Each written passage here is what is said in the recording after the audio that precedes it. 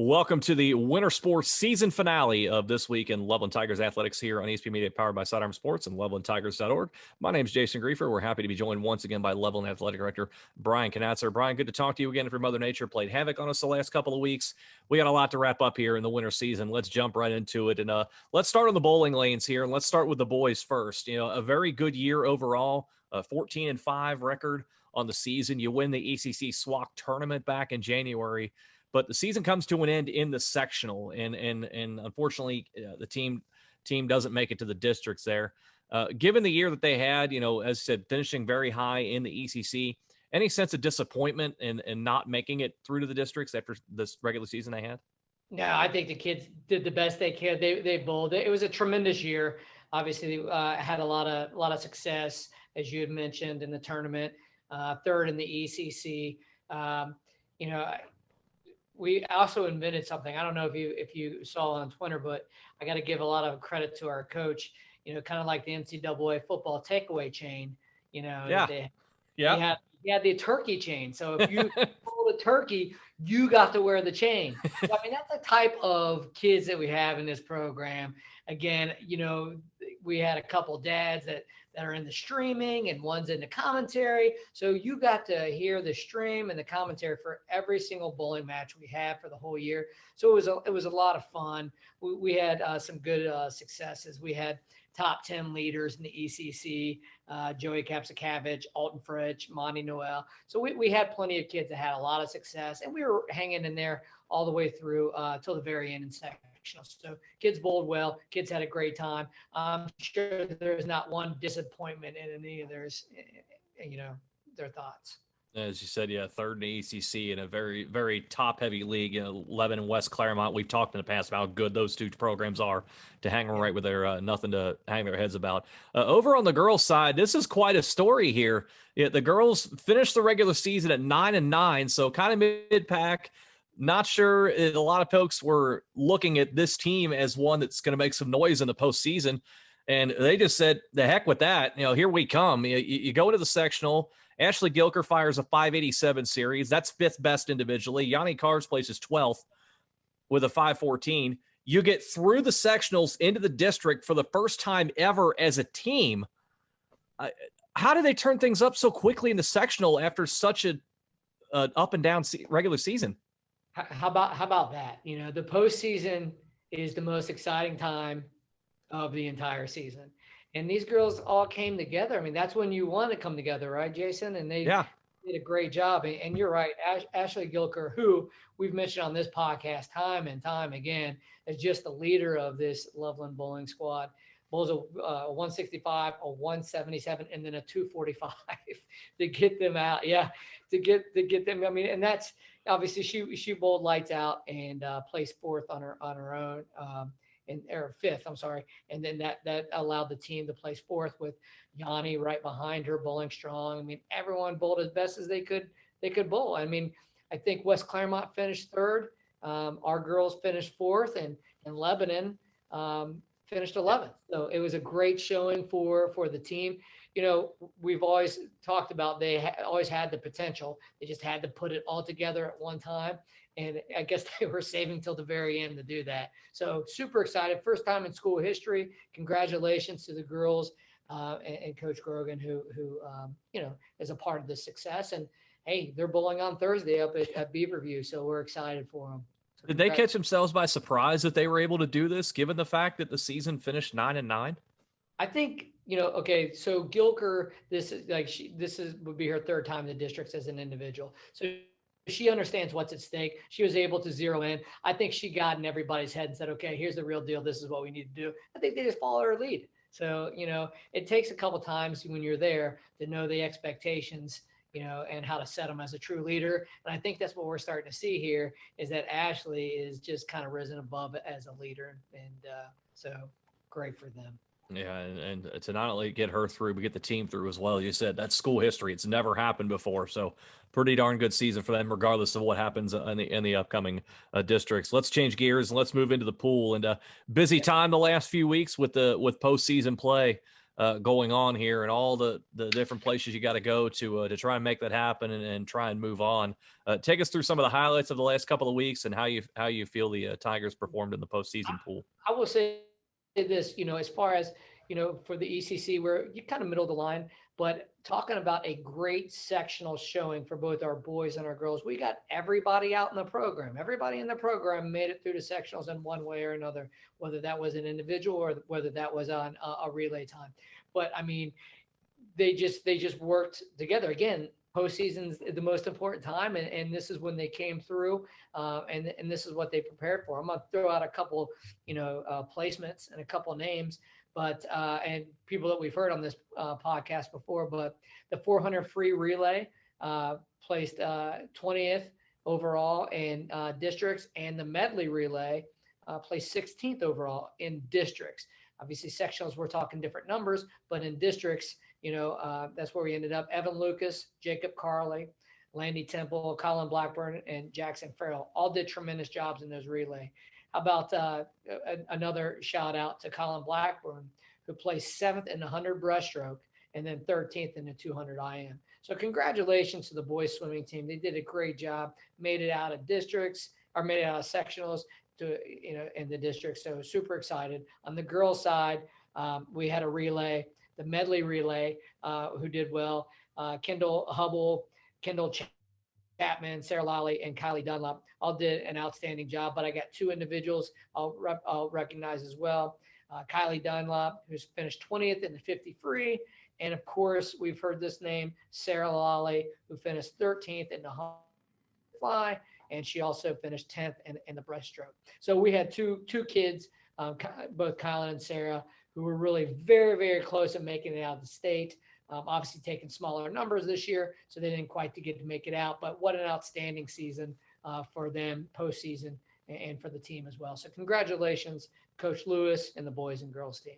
As we talked about before in the pool, you can't play defense. You're really working more so against the clock than your opponent. So to see them perform the way they did, but also lower their times as well, I think that's just as impressive as anything else. And I'll tell you what, I got to give a shout out to our dive. Coach Del Marino did an outstanding job. We got 4 girls on our dive team that made it out to districts. So Callie Egan, Morgan Eversole, Sydney Keel, and Sarah Mueller all made it out of sectionals in districts, had a fine showing, way to really put a cap on feather in their cap for the end of the year. So again, swim and dive team doing very well and making a presence in districts. So congratulations. Yeah, and I think folks understand as well. We're talking about all these swimmers and divers getting to the districts. That's not an easy thing to do.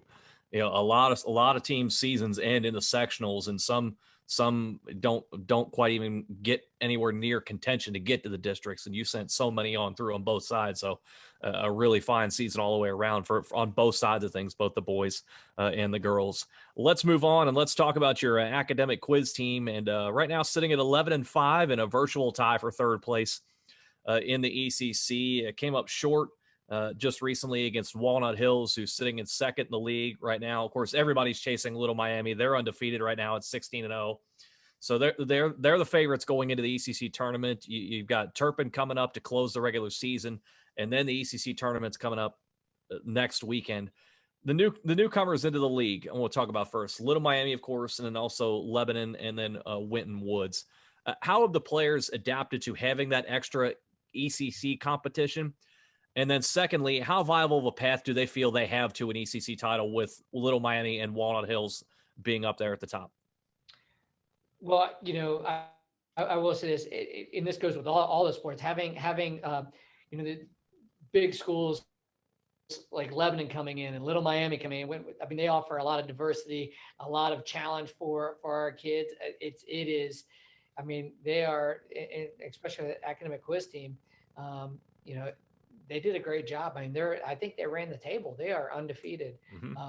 And so that again, their coach for us last year as well. And then so it's a kind of a competition for us. So we're going to go back and get them. They're on our radar. But it's been a lot of fun. I think the kids have certainly enjoyed it when we host Walnut Hills here last night. they beat us in both games, but it was good competition. Kids know what's coming up in front of them, and we think we can handle Turpin. We think we can get the third spot, and we'll make a run in the tournament. That's what we do. Let's change gears and let's talk about your wrestling team. They've already competed in the ECC tournament since we last spoke. Finished fourth there. You did have an individual champion, Jared Mendoza at 170. Brett Hogan finishes second at 113. So, we just talked about before with Lebanon coming into the league, they just barnstormed right through the league and they won 7 individual titles. So they won half the league titles to win there. But you do get a champion there with Jared. Brett Hogan finishes second, as we talked about. How did that compare to their expectations going in? And how have they gone about trying to improve themselves ahead of the sectional coming up at Middletown? Well, I think we got a couple guys that maybe changing a weight class here or there. So it was a good opportunity to see where they would be like in that type of competition for the conference. But I think as we enter into sectionals, now it's all about, that was a team. Where did you fit best for the team and doing what we could best? We were in, I think Milford ended up passing us up at the very end, came down to the last match. And we ended up not winning that match, which propelled Milford over us for third place. And we got fourth. We were in third place most of the day. And we kind of knew this going in. We were fighting an uphill battle. As far as placement in the ECC, we knew how strong Lebanon was. And we only have one senior on our team who you mentioned, Jared Mendoza at 170, who took first. There was a couple kids, Ryan Webster, Ty Harder, and Sawyer Bowen, who all finished third. And we had a slew of kids that finished fourth. So we've got a lot of still youth on our team, juniors and sophomores. So we feel very strong going into the next season, but we're still going to worry about this postseason now.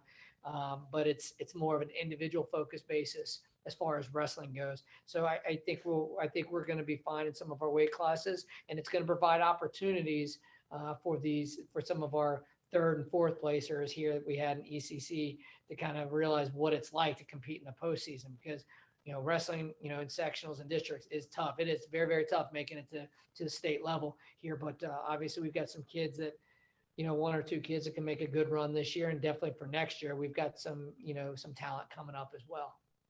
Do you feel like you have multiple kids that could get out of the sectional into the district? I know obviously Jared Mendoza is a league champion. Brett Hogan finished second. You talked about maybe kids shifting weight classes. Do you think that can result in getting more than one into the districts?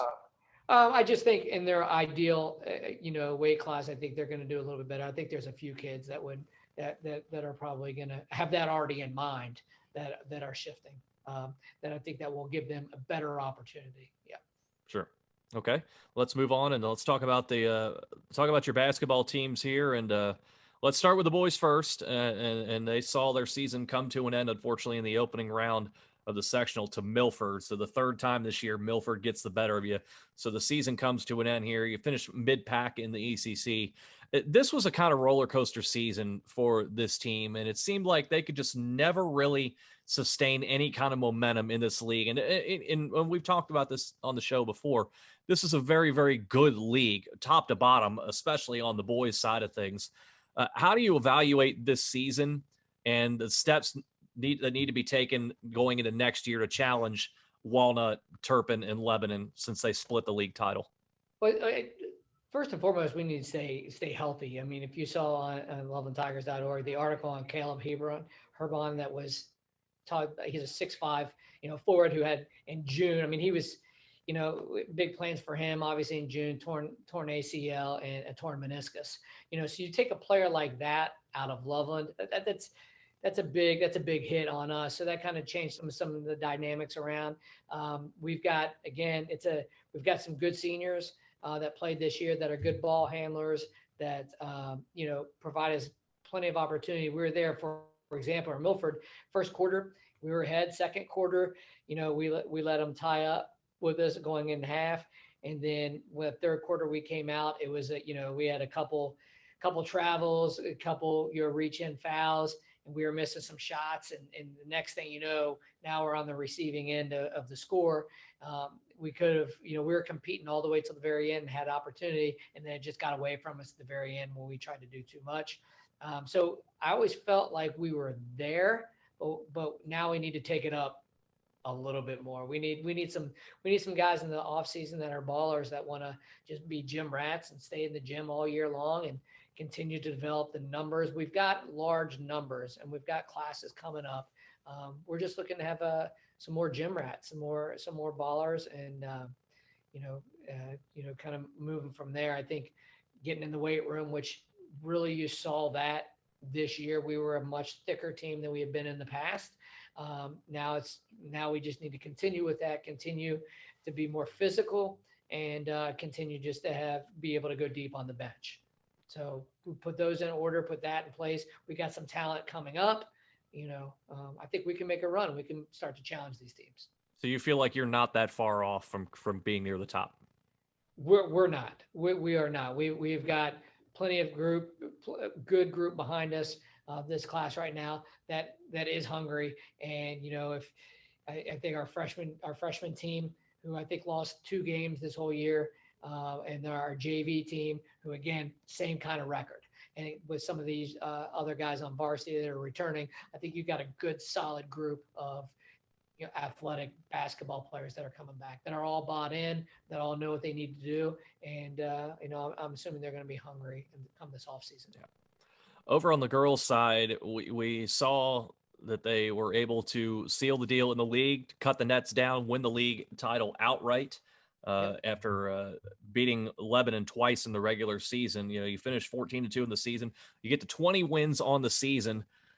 But we always hear the adage, it's difficult to beat a team 3 times in one season, and you wind up getting Lebanon again in the sectional final, and this time Lebanon gets revenge. They beat your team 49-44 to move on, so the season comes to an end now for the Lady Tigers. These were clearly the 2 best teams in the league all year long, and I don't think anybody would doubt that, but after beating Lebanon twice in the regular season to spur you on to an outright league championship, how tough was it for Coach Parker and these girls to see their season end here in the sectional final? Yeah, it's always tough to have your season come to an end. It's you lose one, you go home, and I give Lebanon all credit to Lebanon. They did it. They did a great job. They were excited to be there. They took away some of our shooting opportunities and got us in a little bit of foul trouble. And they were able to rally with that, and they were putting the ball in. I mean, this game, Jason, went back and forth, all the way until that fourth quarter, where we just got in a little bit of foul trouble, and we couldn't recover from that. Yeah. But they did a great job. And you're right, it's tough playing that team for the 3rd time, especially of that caliber team. I got to hats off to them. They played an outstanding game, and at the end of the day, they deserved the win. They got the win, and obviously wish them the best. Yeah. This team, as you said, a 20-win season in a season where I don't know that anybody thought they would play 20 games, and they win 20 out of 25. But you look forward now, there is a lot coming back next year. You're going to lose 2 seniors, and Tess Broerman and Jenna Batch. So the future is bright. But talk to us a little bit about Tess and Jenna and how they've evolved as players, as leaders, and ultimately the mark they've left on the program. Yeah, they're athletes. They're just straight athletes. Tess Broerman is a fantastic point guard. She can move that ball all around the court. Jenna Batch probably has, she's top probably in the league in scoring and steals. She's probably got the sweetest shot out there in the ECC. It's a beautiful shot. Those 2 together, having those 2 seniors, when you just sit back and watch how fortunate we are to have those kids playing for us. They're good kids, they're athletes, they're competitors, they're multi-sport athletes. And everyone looks to them to be leaders. And I think they did a great job with that. And I think they are going to your point, Jason, leave the team in good hands moving forward.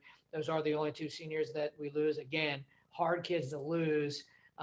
It seems like there's always 2 every year that we lose that are that type of kid. But then what we're finding out is, hey, they prepare the next group. And so there's plenty of kids that are coming up that, got to work with them, and they're going to be the leaders next year. So, we just want to say thanks for all that they've done over the years. And it's been an absolute joy to watch those 2 play. And with congratulations also to Jenna Batch, who was recently nominated to the McDonald's All-American game.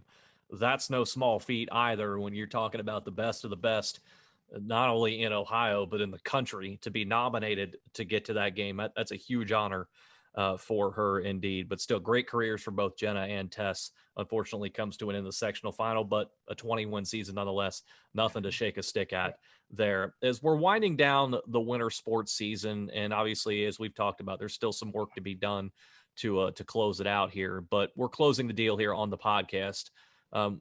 What and taking stock of this winter season, how would you evaluate the totality of it as an athletic director, maybe compared back to the fall season? How was it more challenging, less challenging, about the same as the fall season to run it from your perspective? I think it was the fall was a little more challenging in the beginning because you're trying to learn, okay, what does COVID procedures look like for the stadium, for the gymnasium? What does that look like? How do we best going to protect our kids, our parents, the visiting parents? And I think you kind of, you got the idea of it. We learned how to deal with quarantines and what that looked like. But certainly once we got into that fall season and once we got into that winter season and we kind of got an idea how we were going to move forward, the COVID quarantine started to come. And so all of a sudden you found yourself, in the last 2 weeks of the season, having to have 8 games in 2 weeks. And then you never know day to day, 2:30, who's calling me to cancel. So that's the hard time, is just being able to, move things around and things, and making sure you're providing opportunity that's safe for everyone, involved in the whole, athletics for us, for our league, for our, out of conference opponents. That's the hardest part. And I think that was the biggest learning curve for us in this department, is how do we juggle all of this? It felt like a spring season, both this entire winter, because in the spring it's always weather cancellations. So this was even a little bit more challenging. I think this upcoming spring is even going to add to it, where we could still have quarantines, and we also have these weather, possibilities as well. But as far as the totality of the winter, I think for Loveland athletes, we did a great job responding every day to what was in front of us, about wearing masks, about, how do we have to carry ourselves on a bus, in another school, and with all this potential threats around us. And I think everyone learned. I think the coaches did a great job of being leaders and, protecting everyone. So the totality, I feel very fortunate that we were able to have this conversation right now. Yeah. Given the situation, like you said, to have 20 wins in a season, this type of environment is absolutely cutting down nets right now. It's, we just didn't know if that was going to happen. Yeah. It happened. Yeah, it certainly did. And so a really successful season all the way around. Before I let you go, can you tell me maybe 1 or 2 things you're most looking forward to when we move into the spring season? Yeah, I mean, we have large numbers in track, both boys and girls side.